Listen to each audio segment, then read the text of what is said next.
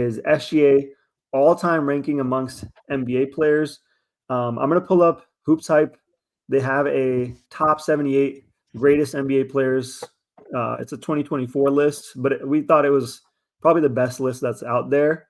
We went and evaluated a lot of these kind of beforehand and looked at all these players, and we're going to have two different rankings for Shai. One is kind of currently where we think Shai would rank in this list, and then where we think from like a projection standpoint where we'd put Shai. So you guys can let us know if you guys agree or disagree. I'm gonna scroll down to kind of where we are like thinking Shai can be at. So do you want to start off what you're thinking about, Jack? So currently I have him at 33, but you'll see on this list, they have Kawhi Leonard at 34.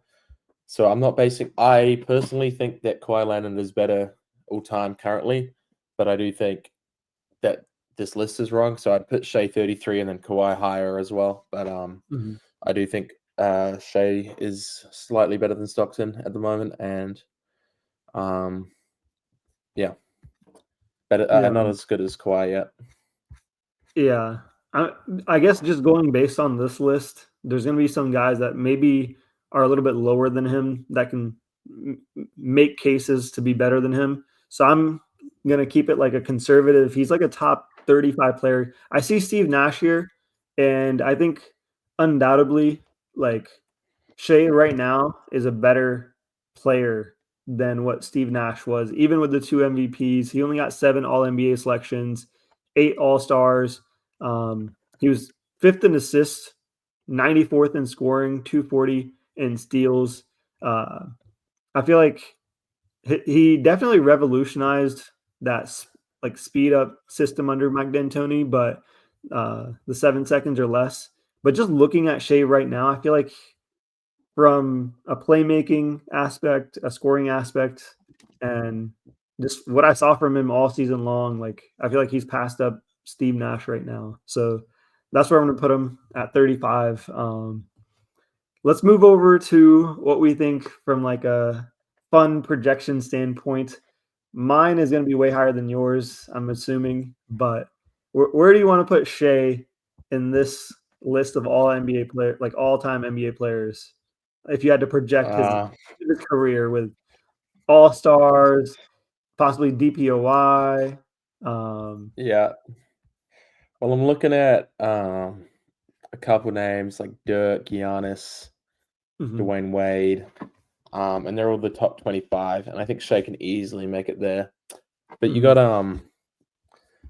like Giannis.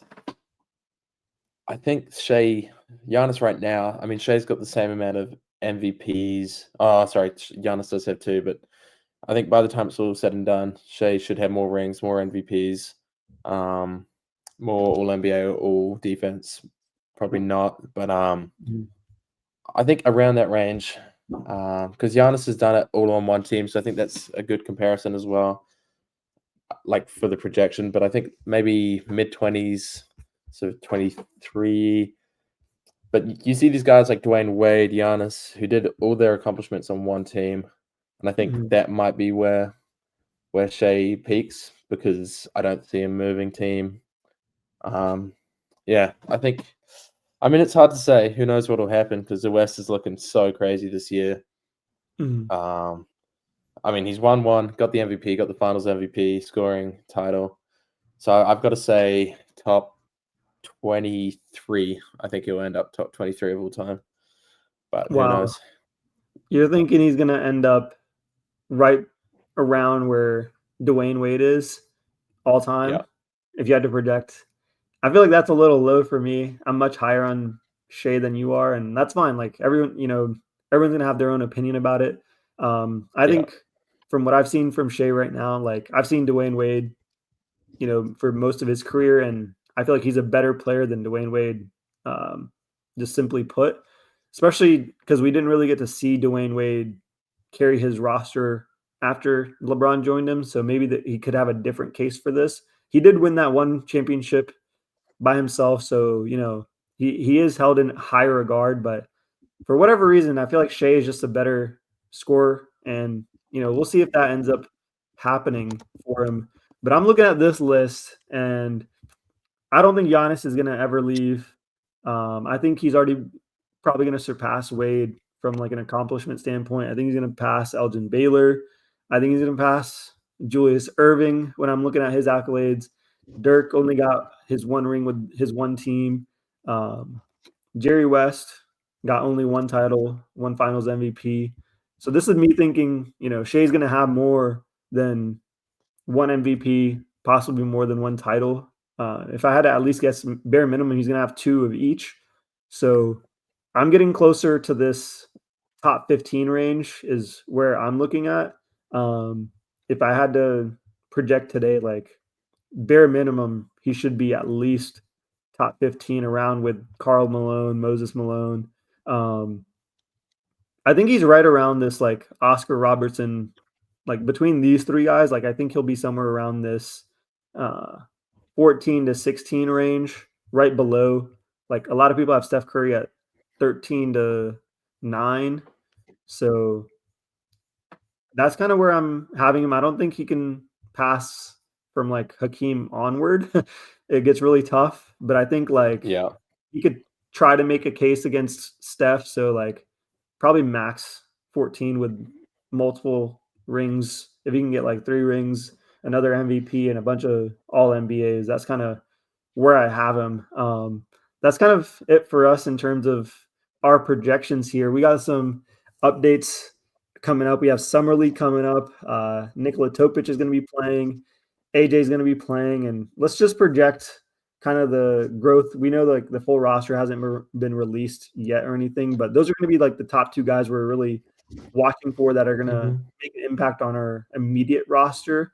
And I'm guessing Brooks Oos, Barnheiser, of course, as yeah, well. Brooks Neuerheiser is going to be playing in that. I'm guessing Oos probably is playing in this as well later on.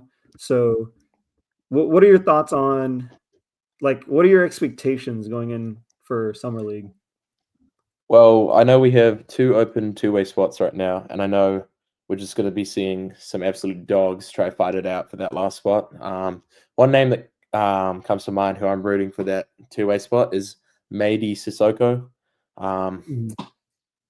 yeah, I think I'm just excited to watch this summer league team really because I love summer league. The fact that all these guys, it's their one shot at making the NBA. They're leaving everything out there on the floor. We get to see our rookies who we haven't seen play. Like, it's so much more fun than people think it is. Like, and I'm just really hyped for it. But I think, yeah, we'll see Mady Sissoko ball out and hopefully get that two-way. Hopefully Brandon Carlson plays. We'll see what happens with him. I think he's testing the free agency market, seeing if he can sign a full contract. If not, hopefully he comes back. But yeah, man, I'm so excited for the summer league. Yeah, I am too. I'm looking forward to seeing Nikola Topic. I think the main thing we're gonna be looking for as like Thunder fans is how does his shot look? Is it consistent? Just not too much variance between his shot, and then you know is he all that from his driving perspective? Like his film, when he drives to the basket, he creates a lot of rim pressure. So I'm looking forward to seeing like can he do that against two-way guys and other guys that are looking to get contracts. And I'm hoping he definitely does. I think his passing is just going to be. He was like one of the best passers in that draft, anyways, in general. So that's like the expectation for him. I think AJ. My expectation for AJ is the same expectation that I had for Kaysen his second time going into summer league, which was essentially he's gonna crush it. Like Kaysen pretty much played so well that they couldn't even play him anymore into the summer league because he was crushing those guys. I'm hoping Yeah. AJ has that type of impact and growth. That's kind of what I'm looking forward to between those guys.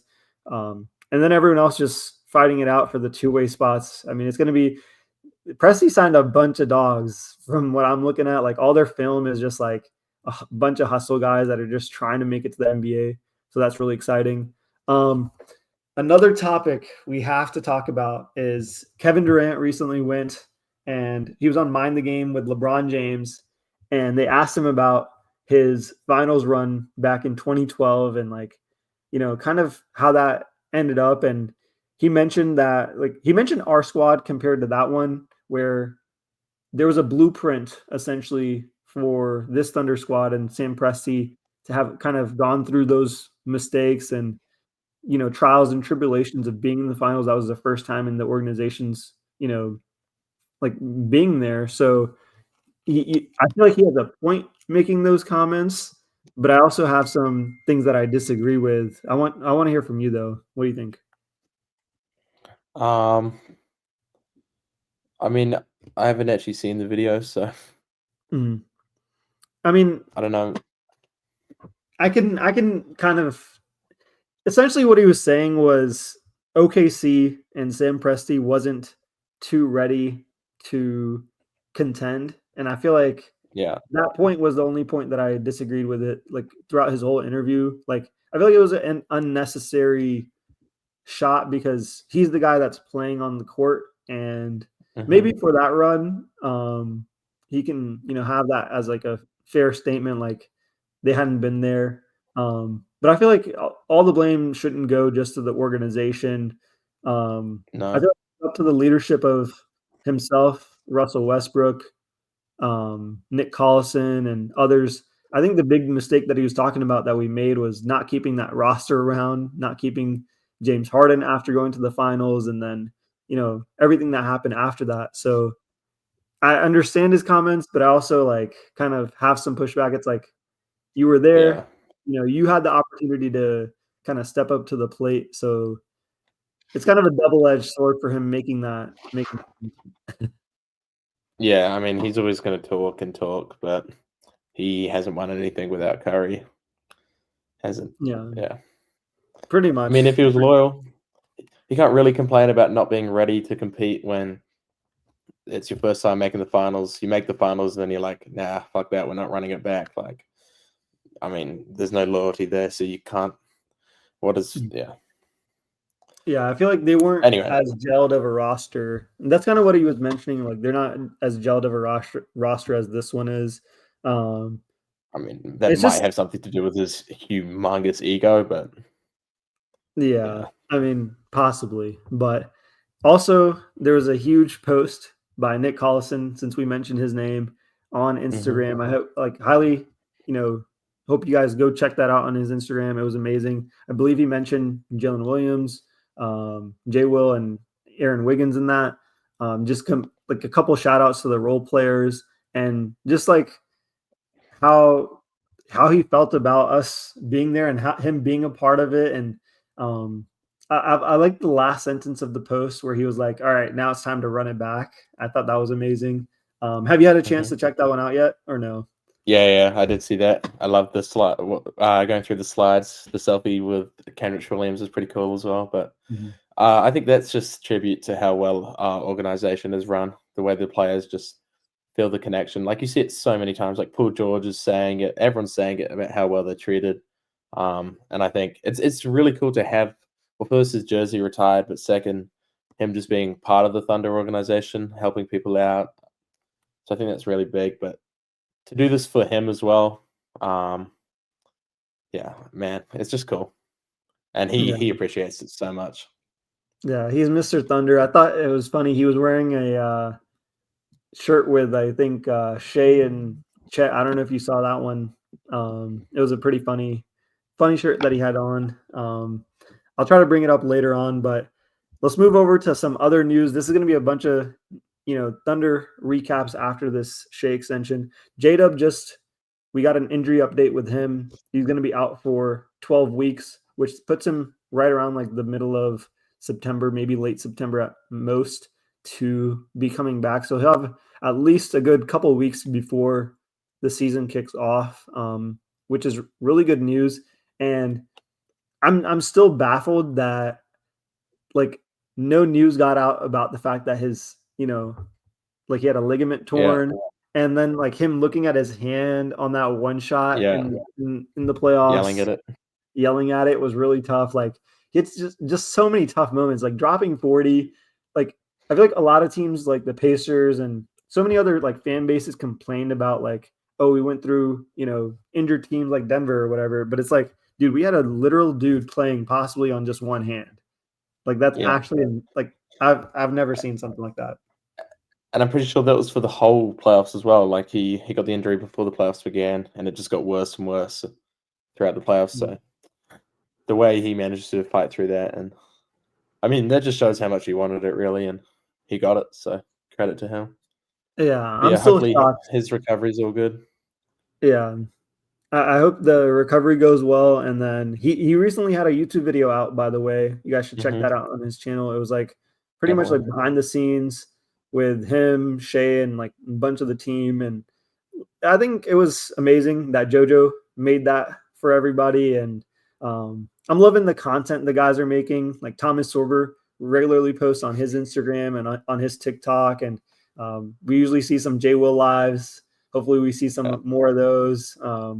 Shay's starting to be a little bit more active compared to like the start of his career. So I'm liking where things are headed with the Thunder squad. We get more updates with these guys, which we normally don't see. I do want to transition real quick and mention that because of the J-Dub injury and him figuring that out, and then Chet has a camp back home in Minnesota right now with his high school, where he did a kind of like a kids camp. So that's the reason we haven't heard back for any news in terms of their extensions. They're kind of wrapped up doing that, but I'm guessing I think the date is like July 8th or 9th when they're supposed to sign officially. So they're going to start talking probably this Saturday, Sunday as Summer League ramps up. Presti will be a little bit more available, I'm guessing, as well. These guys probably took a vacation and a break and in general. So Yeah. we should be hearing a little bit more, at least by Monday, latest, on like some rumblings of like, oh, they went to OKC and at least started some negotiations. I'm guessing they're both going to kind of do it at the same time. Considering today's Thursday, July 3rd here, tomorrow's July 4th, so they'll probably be with their families. So that's kind of the reason I'm making the assumption, like their recovery and camps and all this other stuff. So once all that's kind of cleared away, we should start hearing a little bit more about their rookie extensions. And it's not like there's a rush because Shea signed his, and they have a bunch of days left until they have to actually put the signatures down. But it would be nice Yeah. if they, release some indications Yeah. on some early negotiations. That's kind of what I'm excited for. It'll be interesting to see the contracts as well. See if they Mhm. take take a pay cut maybe. Yeah. See what's up Yeah. with that. But To mention the pay cut conversation, because Shea took his, and if J Dub and Chet take a certain amount off, I can see us possibly going on and signing someone else because we'd still be under like that first apron, close to the second apron. So I just want to see kind of how theirs shakes up and how they structure it, and do they put it early, put it late? When does it kick in? Things like that are going to be really important to like signings we can make this free agency. Maybe some. There's a bunch of guys that are sitting in restricted free agency right now, and the problem for them is the only team that had cap space was the Nets, and the Nets have Mhm. practically used all theirs on MPJ trade. So like guys like Josh Giddey and a bunch of others that are restricted agents are not going to get the money that they were expecting. Like Cam Thomas is not going to get his 25 million that he was expecting. Josh Giddey was probably expecting 30 million. He's probably not going to Mhm. get that amount. So I'm sure there could be Bring some him back. sign and trade opportunities for a Yeah. lower contract for us to snatch someone up if we wanted to make a deal, depending on how these extensions go. So I'm hoping that's why I'm hoping that they wrap up here soon, Mhm. because restricted free agency is kind of coming upon us after most of the free agents have signed to wherever they need to sign. And then get a really good deal for a good bench piece, I guess. Yeah, that's what I'm really looking towards. Like I was looking towards a bunch of guys, maybe close to like that 12 to 14 million dollar range. Maybe have like dangle out like a Usman and Kenrich or someone along with a young piece, and just see kind of the landscape on is there a shooter out there that we can kind of get on the cheap, because Mhm. Denver's made a lot of moves, Yeah. and so that's kind of what I'm looking forward to. To wrap up here, I want to mention Sorber's not going to be playing in the summer league, so that's kind of unfortunate. Hopefully, we get to see him, start the regular season. But hopefully you guys enjoyed all these updates, random talking points that have came up this week. We're going to kind of be doing this all summer in terms of different things that we see around the Thunder organization. Hopefully you guys enjoyed this one though. Thunder up. All right, Thunder up.